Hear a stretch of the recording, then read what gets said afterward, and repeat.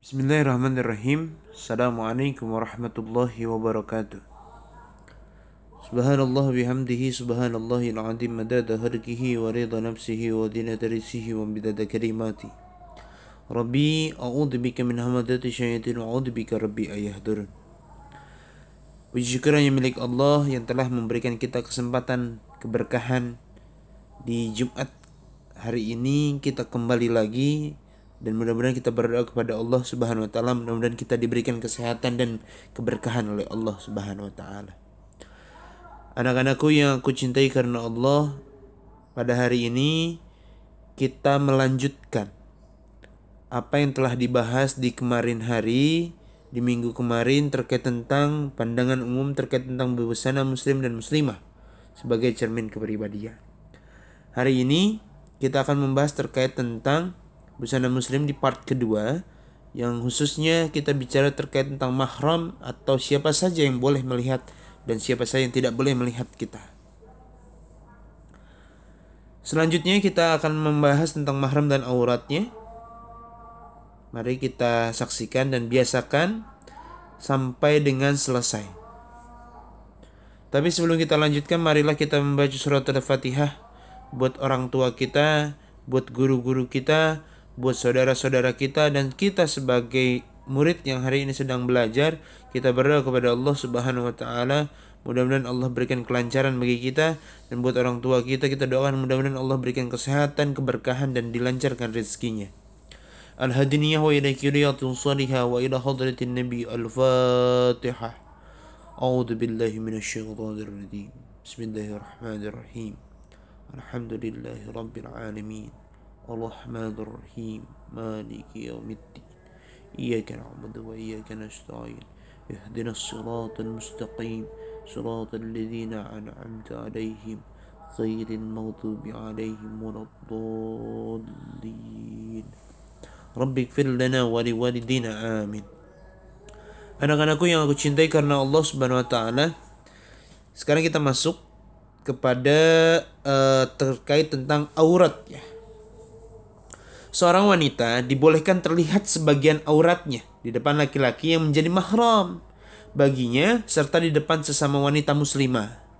Sedangkan kepada laki-laki yang bukan mahram dan juga dengan sesama wanita tapi yang bukan muslimah, maka yang boleh terlihat hanya wajah dan kedua telapak tangan saja. Yang sesuai kemarin dengan hadis Rasulullah ketika Asma binti Abu Bakar ini menggunakan pakaian tipis. Nah, maka Rasulullah mengatakan pada saat itu ini dan ini sambil menunjuk telapak tangan dan juga wajah. Itu. Sebaliknya di depan suami sendiri seorang wanita dibolehkan terlihat semua bagian tubuhnya dengan halal dan sah. Seorang wanita dibolehkan terlihat sebagian auratnya di depan laki-laki yang menjadi mahram baginya serta di depan sesama wanita muslimah. Sedangkan kepada laki-laki yang bukan mahram dan juga dengan sesama wanita tapi yang bukan muslimah, maka yang boleh terlihat hanya wajah dan telapak tangannya. Ini diulang lagi ya. Selanjutnya, ini kita masuk kepada daftar mahram. Istilah mahram sebenarnya mengacu kepada kata haram.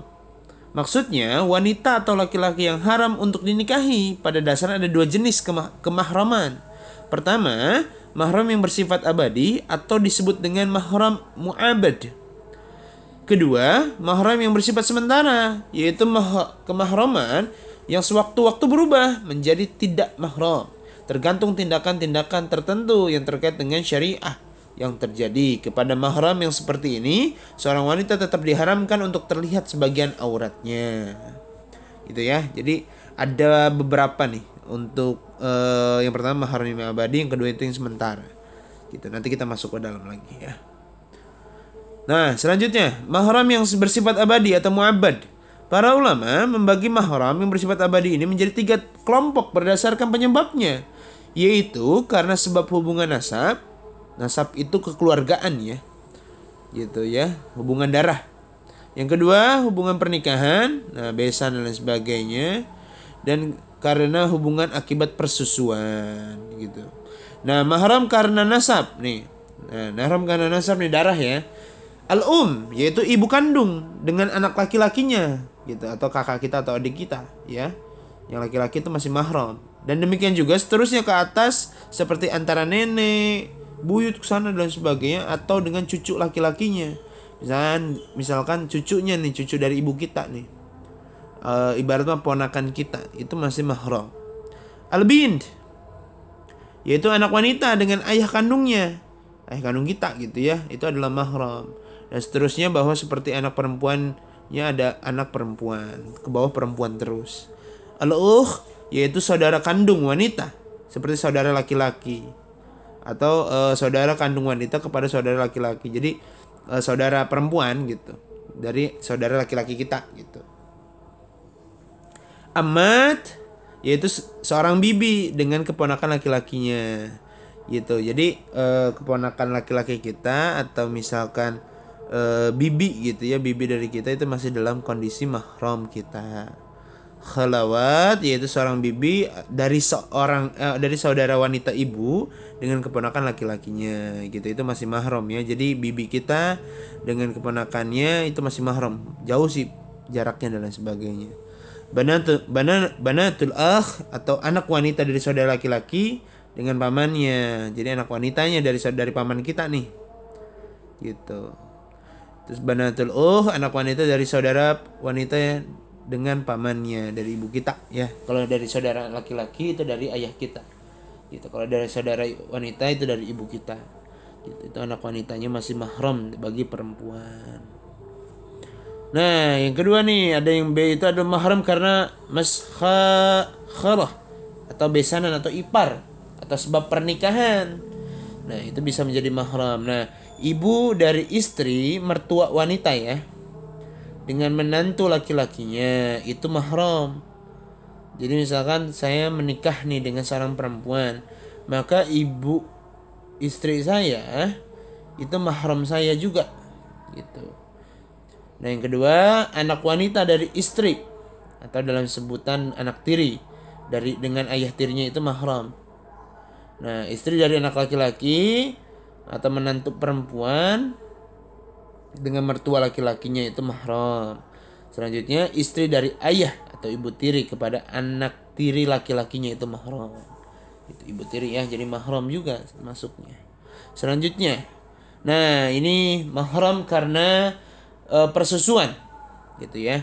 Jadi dulu tuh, orang dulu itu ketika misalkan memiliki adik atau kakak yang sama dalam artian lahir berbarengan, itu biasanya suka diberikan susu. Nah, ini pernah terjadi ketika zaman Rasulullah SAW.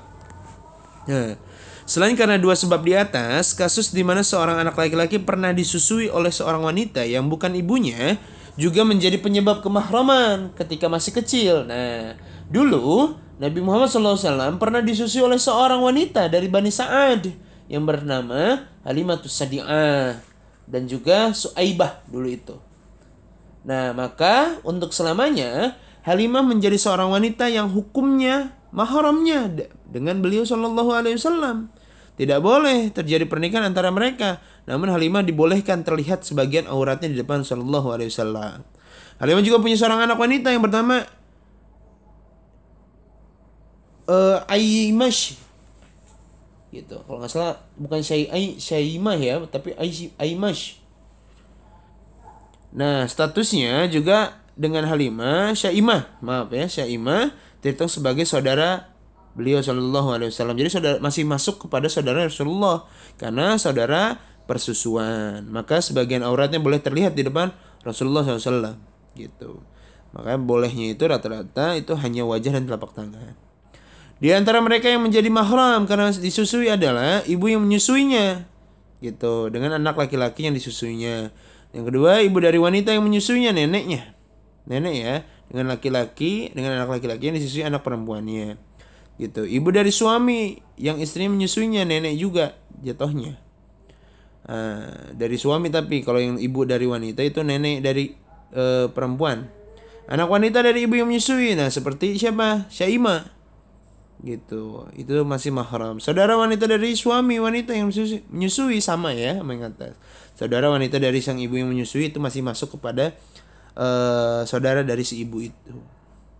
Selanjutnya Mahram yang bersifat sementara. Nah, kemahraman jenis yang kedua adalah kemahraman ini bersifat sementara. Maksudnya, seorang wanita yang diharamkan menikah dengan seorang laki-laki karena alasan yang bersifat sementara saja.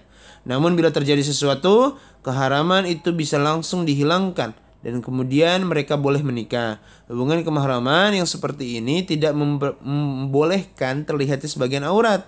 Yang membolehkan hanya bila hubungan kemahraman bersifat abadi mu'abbad. Jadi nggak boleh kalau misalkan itu sudah bersifat mu'abbad atau abadi, itu nggak boleh untuk menikah atau menjadi mahram gitu. Nah, ini ya, kita masuk kepada teguran Allah bagi pembuka aurat. Jelas dalam Quran surat Al-A'raf ayat 26, wahai anak Adam, sesungguhnya kami telah menurunkan kepadamu pakaian untuk menutup auratmu dan pakaian indah untuk perhiasan. Gitu ya anak-anakku, ini jelas bahwasanya kita ada sebagai keturunan Bani Adam, kita diturunkan oleh Allah itu sebuah pakaian untuk menutup aurat dan pakaian indah untuk perhiasan. Anak-anakku yang aku cintai karena Allah, ada sebuah teguran bagi kita semua yang hari ini harus kita ketahui bahwasanya sangat pentingnya untuk menutup aurat. Ketika itu terjadi ketika Rasulullah SAW Isra wal Mi'raj. Dalam saat perjalanan Rasulullah SAW melihat seorang perempuan. Melihat seorang perempuan yang pada saat itu sedang dijenggut rambutnya sambil direndam dalam timah panas. Dengan berkali-kali diceburkan kepalanya itu, sambil perempuan itu menangis terus. Rasulullah sampai menangis dan bertanya kepada malaikat Jibril pada saat itu, wahai Jibril, siapakah itu? Siapakah wanita itu yang sedang disiksa itu? Jibril alaihissalam menjawab bahwasanya itu adalah umatmu wahai Rasulullah. Itu adalah umatmu yang dalam kondisi ketika di dunia dia sering mengumbar auratnya. Naudzubillah teman, naudzubillah. Saya tidak mau kita semua, murid-murid saya atau misalkan pendidikan hari ini, itu menjadi suatu hal yang sia-sia. Kita harus tahu bahwasanya menutup aurat itu menjadi suatu kewajiban bagi kita semua. Menutup aurat itu menjadi suatu ketentuan bagi kita semua, ketetapan bagi kita semua. Dan kita harus mengetahui bahwasanya ketika misalkan kita tidak menutup aurat, akan banyak suatu hal yang menjadikan madarat bagi kita semua. Kita tahu bahwasanya hal yang ditutup, hal yang dijaga, itu akan menjadi perhiasan yang luar biasa di kemudian hari. Beda dengan hal yang diobral, hal yang diperlihatkan langsung, hal yang ditontonkan langsung, itu akan menjadi suatu hal yang murah di kemudian hari. Tapi ketika kita menjaga itu semua, ketika kita menjaga itu untuk terus-menerus dijaga sampai dengan waktunya kita berikan kepada calon suami kita, maka disitulah titik kemahalan diri kita. Karena pada hakikatnya tubuh, tangan, kaki, semua yang ada di organ kita itu adalah titipan Allah Subhanahu wa taala, dan pada suatu saat nanti akan dimintai pertanggungjawabannya. Tidak ada waktu terlambat, tidak ada waktu yang tidak tepat. Harus kita tepatkan waktu ini. Ketika sudah menuju kepada suatu keharusan, maka sudah sesungguhnya kita mau untuk berubah, kita mau untuk menjalankan sesuatu yang diperintahkan oleh Allah Subhanahu wa taala. Karena ini menjadi suatu hal yang penting bagi kita semua. Dan ingatlah, ketika seorang perempuan, seorang laki-laki yang membuka auratnya, pada saat itulah dosa dari seorang anak itu masuk kepada orang tuanya, dan orang tuanya di situ mendapatkan dosa dari seorang anaknya. Kenapa kita sering mendengar bahwasanya perempuan itu banyak di neraka? Lebih banyak daripada laki-laki karena perempuan sering mengumbarkan auratnya. Mudah-mudahan kita semua dijaga oleh Allah Subhanahu wa taala, dan kita terus mau untuk berikhtiar, berusaha untuk berubah menjadi yang lebih baik lagi. Mudah-mudahan kita dijaga oleh Allah Subhanahu wa taala ya anak-anakku. Mungkin itu saja yang bisa saya sampaikan. atas apa yang saya sampaikan. Mudah-mudahan ada manfaatnya. Ketika ada salah silahkan boleh dikoreksi. Benarnya dari Allah, salahnya dari saya. Allahul muwaffiq ila aqwamit thariq. Billahi taufiq wal hidayah. Assalamualaikum warahmatullahi wabarakatuh.